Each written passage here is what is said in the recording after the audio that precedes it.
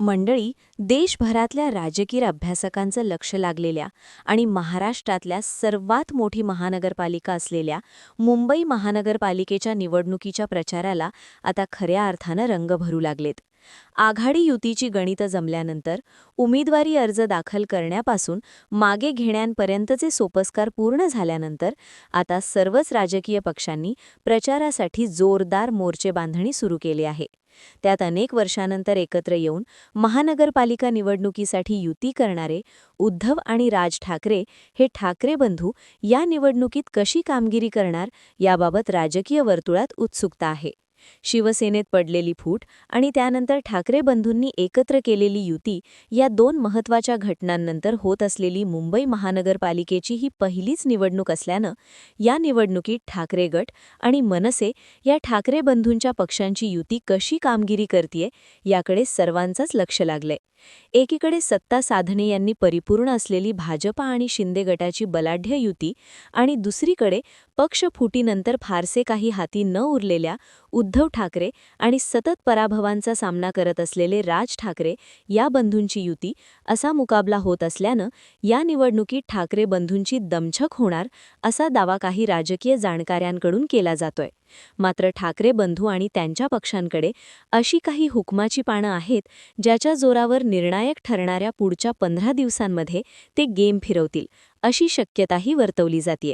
या पार्श्वभूमीवर ठाकरे बंधूंसाठी या निवडणुकीत निर्णायक ठरणाऱ्या गोष्टी कोणत्या आहेत याचा घेतलेला हा आढावा. मंडळी, देशातील सर्वात श्रीमंत शहर असलेल्या मुंबईत कब्जा मिळवण्यासाठी सर्वच राजकीय पक्ष उत्सुक असतात. मात्र गेल्या 25 ते 30 वर्षांपासून या शहरावर ठाकरे कुटुंब आणि शिवसेनेनं वर्चस्व ठेवलेलं होतं. मात्र 2017 साली मुंबईत लढत भाजपने ठाकरेंच्या या वर्चस्वाला धक्का देण्याचा जोरदार प्रयत्न केला होता. तसंच भाजपच्या या आक्रमक राजकारणामुळे मुंबईवरील सत्ता राखताना उद्धव ठाकरेंची प्रचंड दमछक झाली होती. शिवसेनेचे पंचप्राण असलेल्या मुंबई महानगरपालिकेवर भाजपने आपली नजर टाकल्यानं विथरलेल्या उद्धव ठाकरेंनी पुढे 2019च्या विधानसभा निवडणुकीचे निकाल लागल्यावर थेट काँग्रेस राष्ट्रवादीशी संधान बांधून भाजपला धक्का दिला होता. मात्र 2022मध्ये भाजपने शिवसेनेत मोठं बंड घडवून आणलं होतं. सेनेचे 2 तुकडे केले होते.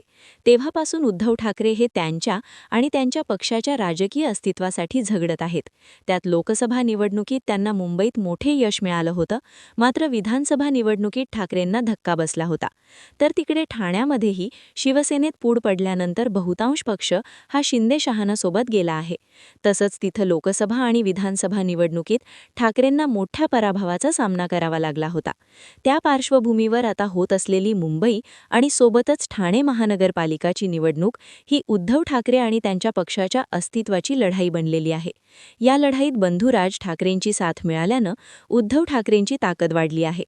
मुंबई महानगरपालिका निवडणुकीच्या पार्श्वभूमीवर राज आणि उद्धव ठाकरे या बंधूंनी आपल्यातील वाद मतभेद मिटवून आपल्या पक्षांची युती घडवून आणली होती. त्यानंतर आता ठाकरे कुटुंबाच्या पुढच्या पिढीमधील ठाकरे गटाचे आदित्य ठाकरे आणि मनसेचे अमित ठाकरे हे बंधूही आघाडीवर राहून पक्षाला नेतृत्व देताना दिसतायत. दरम्यान शुक्रवारी दादर येथील सेनाभवन येथे ठाकरे बंधूंच्या युतीच्या उमेदवारांना मार्गदर्शन करताना आदित्य ठाकरे आणि अमित ठाकरे यांनी मुंबई संदर्भात मांडलेला आराखडा आणि दिलेल्या आश्वासनांची सध्या जोरदार चर्चा होतीये. मुंबई महानगरपालिकेत सत्ता आल्यानंतर इथं पुढच्या काही वर्षात कशी विकासकामं केली जातील याचा आराखडाच या युवा नेत्यांनी मांडलाय. आदित्य आणि अमित ठाकरे यांनी मुंबईतील जमीन ही मुंबईकरांच्या घरांसाठीच देण्यावर भर दिला जाईल. ही जमीन विकास कामांसाठी न देता तिथे गिरणी कामांसाठी, बेस्ट कर्मचाऱ्यांसाठी, पोलीस कर्मचाऱ्यांसाठी घरे बांधण्याची योजना आहे. त्यासाठी मुंबई महापालिका स्वतःचं गृहनिर्माण धोरण तयार करेल आणि त्या माध्यमातून 1,00,000 घरे निर्माण करण्याची योजना आहे, असं सांगितलंय. सध्या मुंबईत राहणं परवडणार नसल्यानं मुंबईतून परांगदा होत असलेल्या मराठी माणसांच्या दृष्टीने हे मोठं आश्वासन आहे. तसंच त्याचा सकारात्मक परिणाम होऊन मराठी मतदार ठाकरेंकडे वळू शकतो. याचबरोबर मुंबईतील सार्वजनिक रस्ते वाहतुकीचा कणा असलेल्या बेस्ट बसमध्ये आमूलाग्र बदल करण्याची आपली योजना ठाकरेंच्या युवा पिढीने यावेळी मांडली. मुंबईकरांच्या खिशाला परवडेल असा बेस्ट प्रवास देण्यात आमचा भर असेल. त्यासाठी तिकीट दरवाढ कमी करून ती 5, 10, 15-20 केली जाईल. बेस्टच्या ताफ्यात 10,000 इलेक्ट्रिक बस सामील केल्या जातील. तसंच 900 डबल डेकर बस खरेदी केल्या जातील.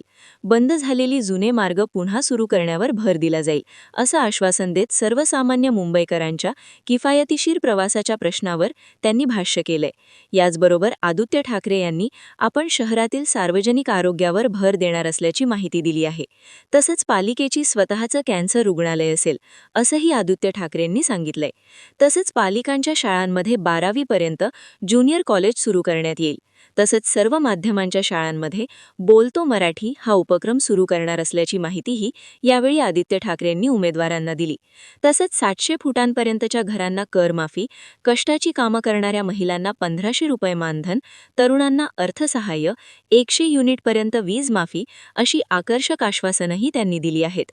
एकीकडे भावनिक राजकारण असलेल्या ठाकरेंकडे मुंबईकरांच्या विकासासाठी काही विजन नसल्याचा आरोप विरोधकांकडून सातत्याने होत असताना आदित्य आणि अमित ठाकरे यांनी मांडलेल्या या आराखड्यांमधून ठाकरे बंधूंच्या युतीने जोरदार प्रत्युत्तर दिलंय.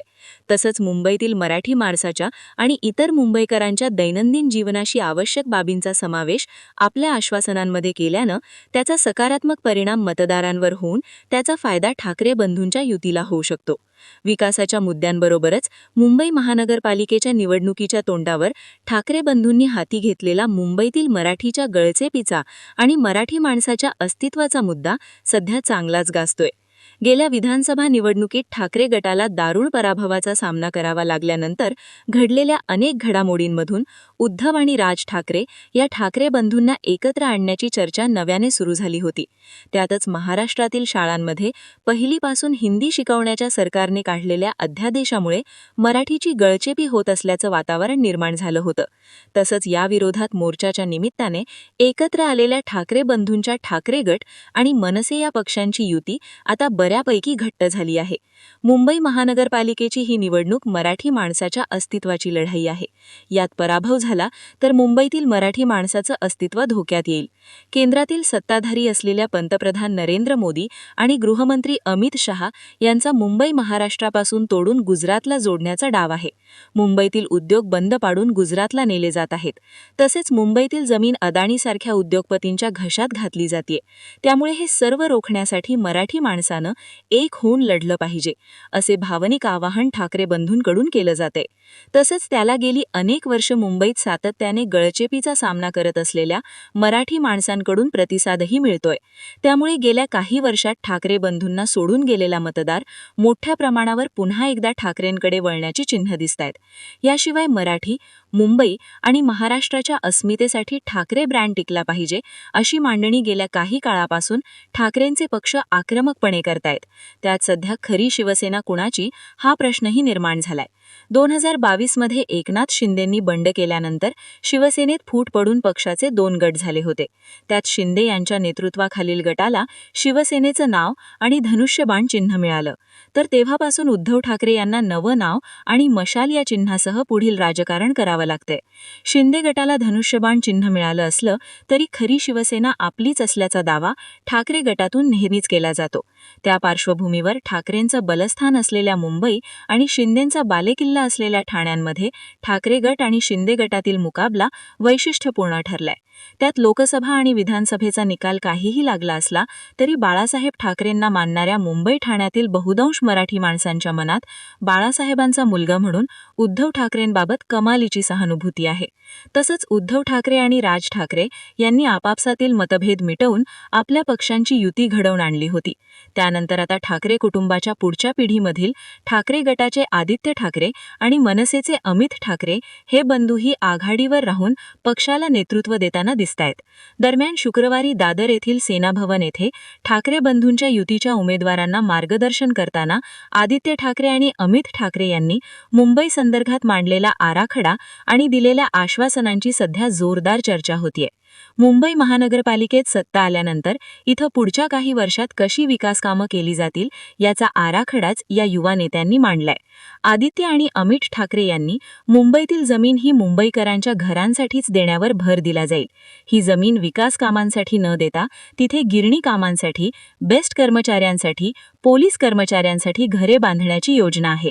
त्यासाठी मुंबई महापालिका स्वतःचं गृहनिर्माण धोरण तयार करेल आणि त्या माध्यमातून 1,00,000 घरे निर्माण करण्याची योजना आहे, असं सांगितलंय. सध्या मुंबईत राहणं परवडणार नसल्यानं मुंबईतून परांगदा होत असलेल्या मराठी माणसांच्या दृष्टीने हे मोठं आश्वासन आहे. तसंच त्याचा सकारात्मक परिणाम होऊन मराठी मतदार ठाकरेंकडे वळू शकतो. याचबरोबर मुंबईतील सार्वजनिक रस्ते वाहतुकीचा कणा असलेल्या बेस्ट बसमध्ये आमूलाग्र बदल करण्याची आपली योजना ठाकरेंच्या युवा पिढीने यावेळी मांडली. मुंबईकरांच्या खिशाला परवडेल असा बेस्ट प्रवास देण्यात आमचा भर असेल. त्यासाठी तिकीट दरवाढ कमी करून ती 5, 10, 15, 20 रुपये केली जाईल. बेस्टच्या ताफ्यात 10,000 इलेक्ट्रिक बस सामील केल्या जातील. तसंच 900 डबल डेकर बस खरेदी केल्या जातील. बंद झालेली जुने मार्ग पुन्हा सुरू करण्यावर भर दिला जाईल, असं आश्वासन देत सर्वसामान्य मुंबईकरांच्या किफायतशीर प्रवासाच्या प्रश्नावर त्यांनी भाष्य केलंय. याचबरोबर आदित्य ठाकरे यांनी आपण